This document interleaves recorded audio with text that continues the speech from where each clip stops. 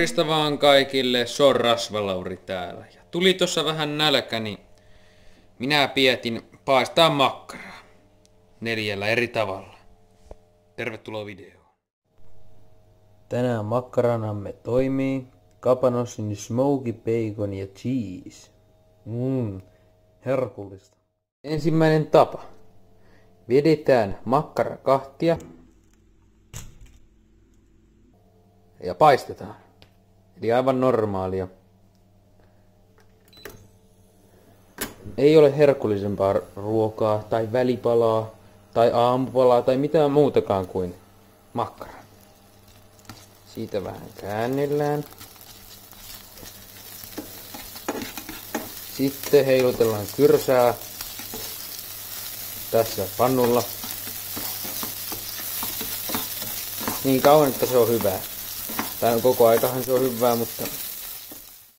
Ja valmista tuli.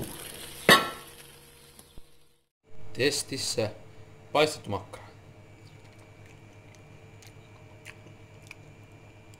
Helvetin hyvää. Voisin syödä enemmänkin.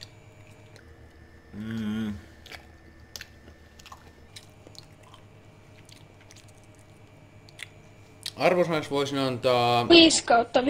5. Yhden makkaran me keitämme. Kylmässä muolimaassa, vaan eipä ollut enää kylmä kun keitetään makkaraa. Oletko valmis tuomioon?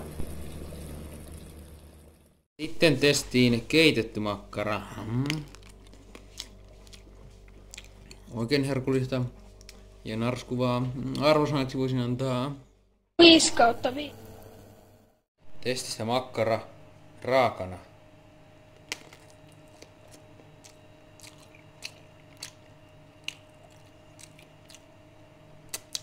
Hyvää.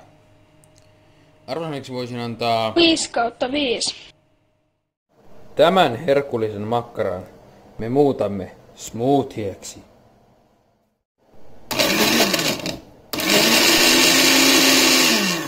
Ja makkarapirtelö on valmis. Hyi saatana. Tässä on rouva-drinkki. Hyi saatana! Jääpä hänäkin mulle enemmän.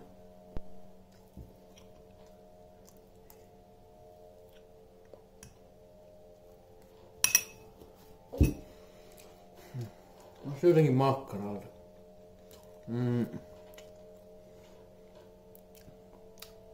Tästä ei kyllä tuu 5/5. Tää on vaan hirveetä tää koostumus, vittu. 3/5. Kuitenkin maistuu hyvältä. Koostumus vituuttaakin. No totta kai rasvaa makkara, hei!